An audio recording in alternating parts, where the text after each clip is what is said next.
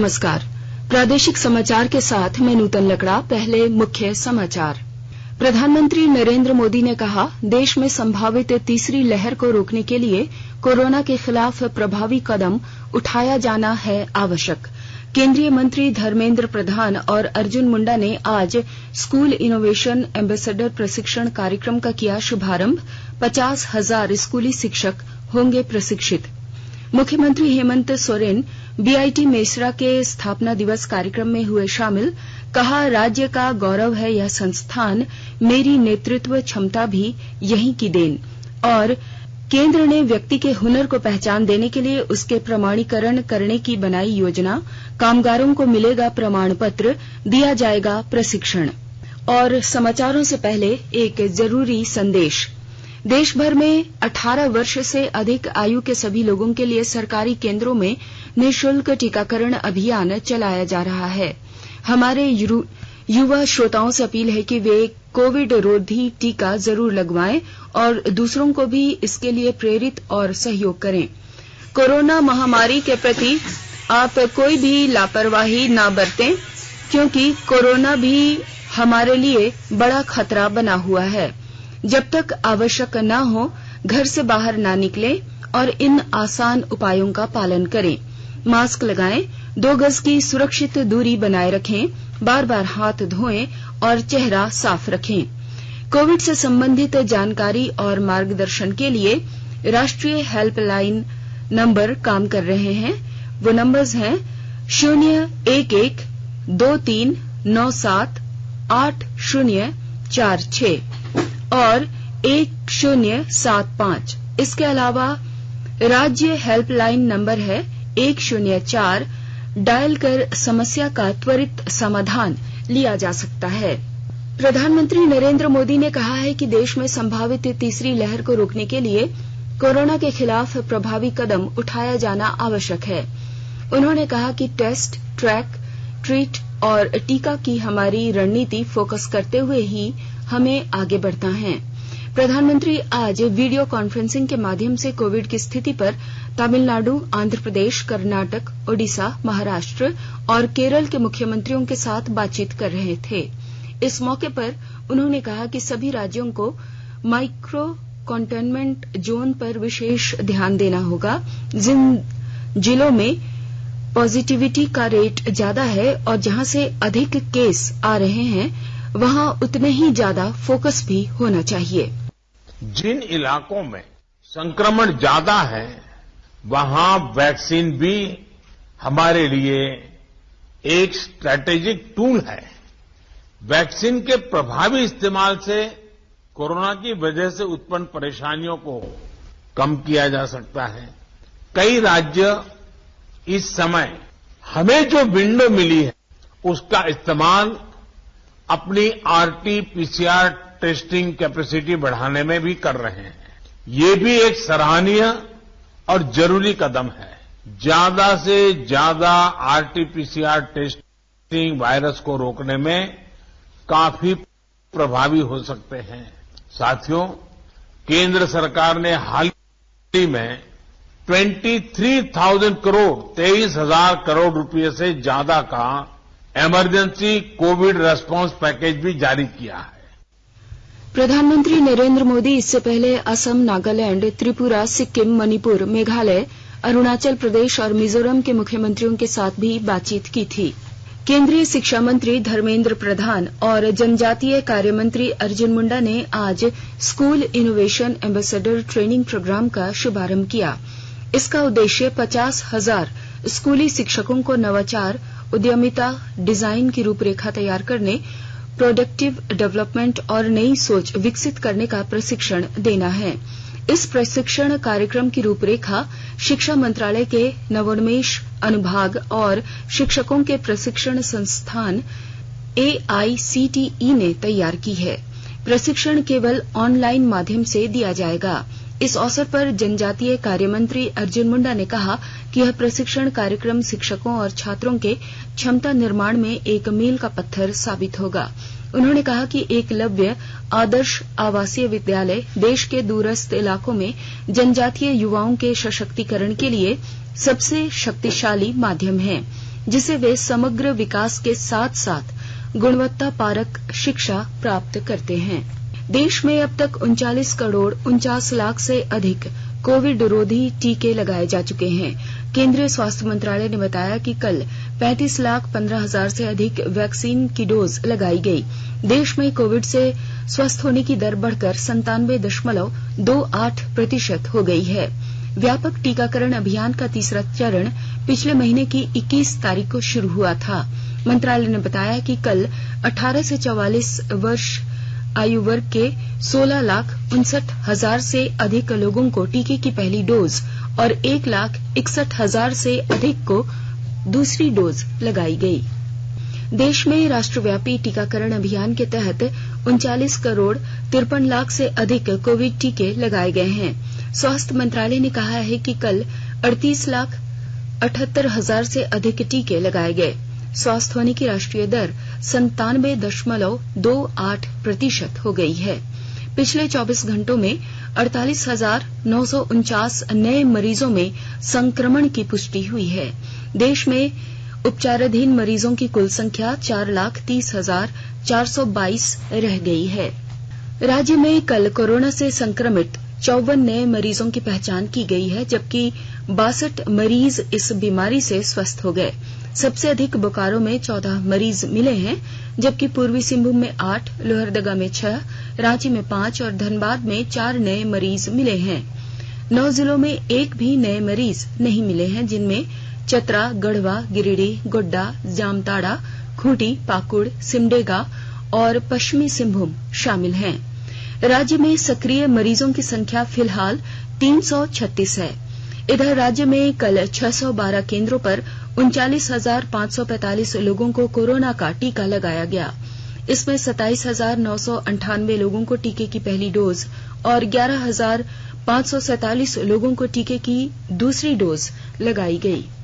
केंद्र सरकार ने कहा है कि राज्यों, केंद्र शासित प्रदेशों और निजी अस्पतालों के पास अभी भी 2 करोड़ 51 लाख से अधिक कोविड टीके उपलब्ध हैं। सरकार देश भर में टीकाकरण अभियान को और तेज करने के लिए प्रतिबद्ध है। राज्यों और केंद्र शासित प्रदेशों को अब तक 41 करोड़ 10 लाख से अधिक टीके उपलब्ध कराए गए हैं। 52,90,000 और टीके जल्द ही मिल जाएंगे। सबको टीका लगाने के राष्ट्रव्यापी टीकाकरण अभियान का नया चरण पिछले महीने की 21 तारीख को शुरू हुआ था। केंद्र सरकार कोविड महामारी के दौरान लोगों की सुविधा के लिए बनाई गई राष्ट्रीय स्तर की हेल्पलाइन नंबर के बारे में लोगों को जागरूक कर रही है। सूचना और प्रसारण मंत्रालय अपने विभिन्न विभागों के माध्यम से इन हेल्पलाइन नंबर के बारे में जागरूकता बढ़ा रहा है।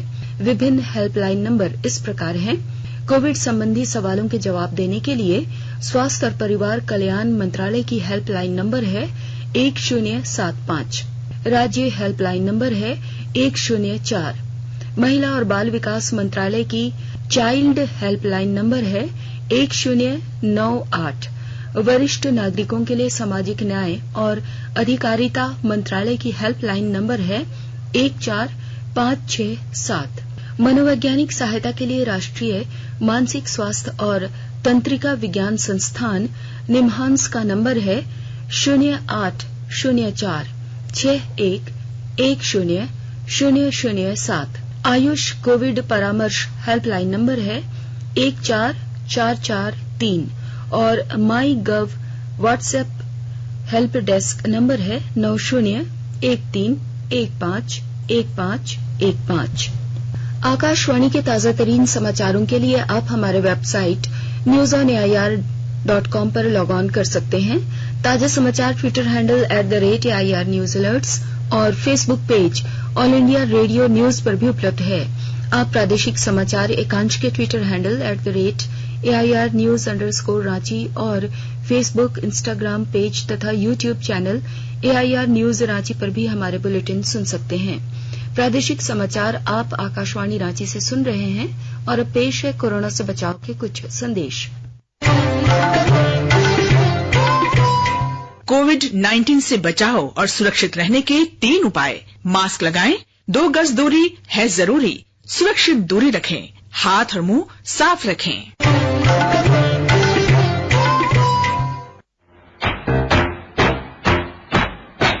चलो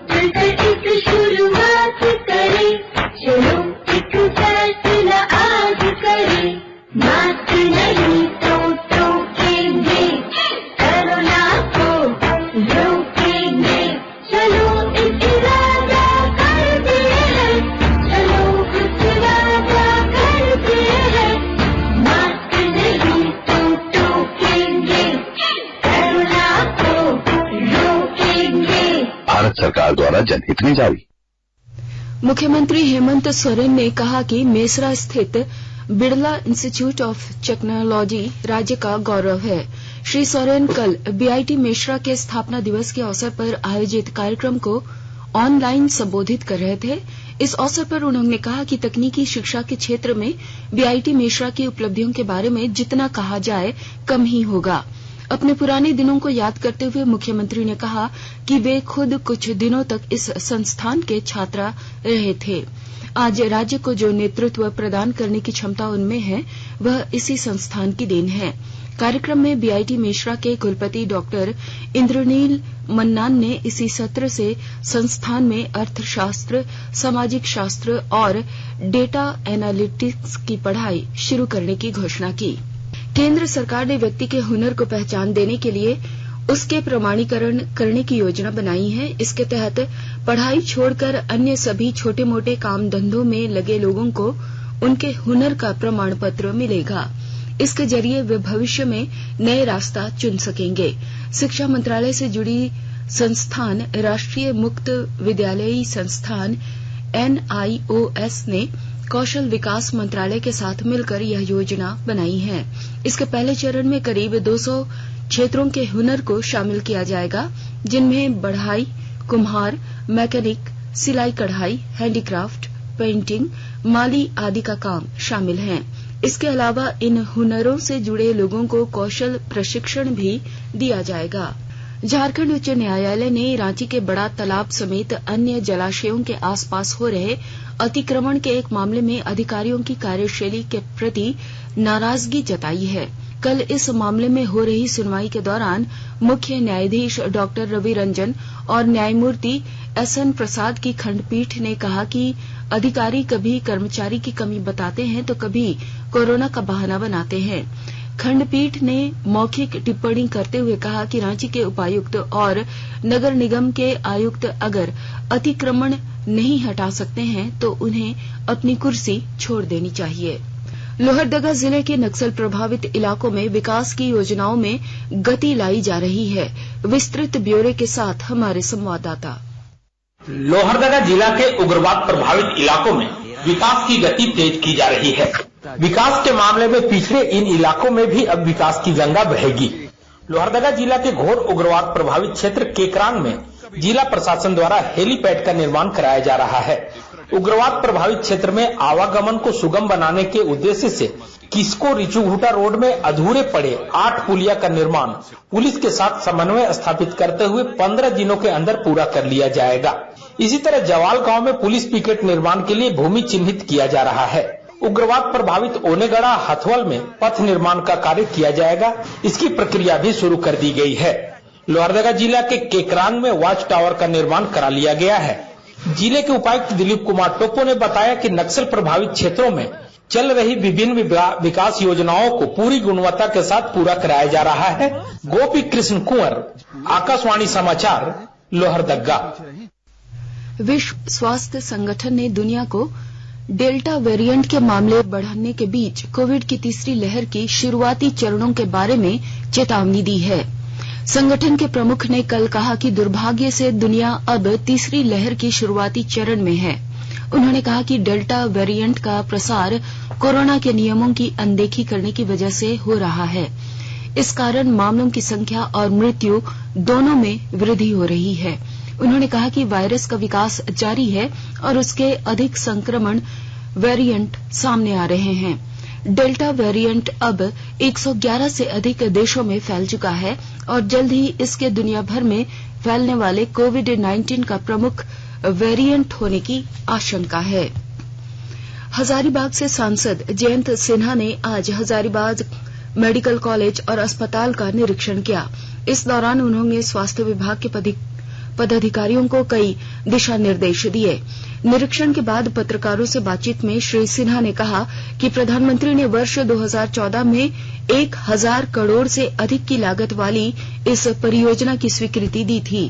अब कोरोना के खिलाफ लड़ाई में यह संस्थान इलाके के लोगों के लिए निर्णायक भूमिका निभा रही है। सांसद ने कहा कि यहां मरीजों को बेहतर इलाज मिल रहा है।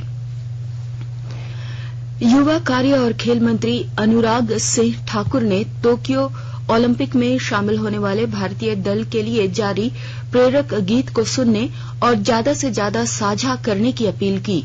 उन्होंने कहा कि इस गीत से हमारे खिलाड़ियों का मनोबल बढ़ेगा।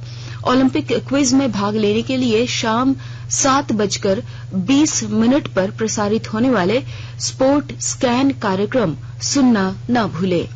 और अब अंत में मुख्य समाचार एक बार फिर। प्रधानमंत्री नरेंद्र मोदी ने कहा कि देश में संभावित तीसरी लहर को रोकने के लिए कोरोना के खिलाफ प्रभावी कदम उठाया जाना है आवश्यक। केंद्रीय मंत्री धर्मेंद्र प्रधान और अर्जुन मुंडा ने आज स्कूल इनोवेशन एम्बेसडर प्रशिक्षण कार्यक्रम का किया शुभारंभ। 50,000 स्कूली शिक्षक होंगे प्रशिक्षित। मुख्यमंत्री हेमंत सोरेन बीआईटी मेश्रा के स्थापना दिवस कार्यक्रम में हुए शामिल। कहा, राज्य का गौरव है यह संस्थान, मेरी नेतृत्व क्षमता भी यहीं की देन। और केंद्र ने व्यक्ति के हुनर को पहचान देने के लिए उसके प्रमाणीकरण करने की योजना बनाई। कामगारों को मिलेगा प्रमाण पत्र, दिया जाएगा प्रशिक्षण। इसके साथ ही आकाशवाणी रांची से प्रादेशिक समाचार का यह बुलेटिन समाप्त हुआ। नमस्कार। घर में रहिए, सुरक्षित रहिए और सुनते रहिए आकाशवाणी।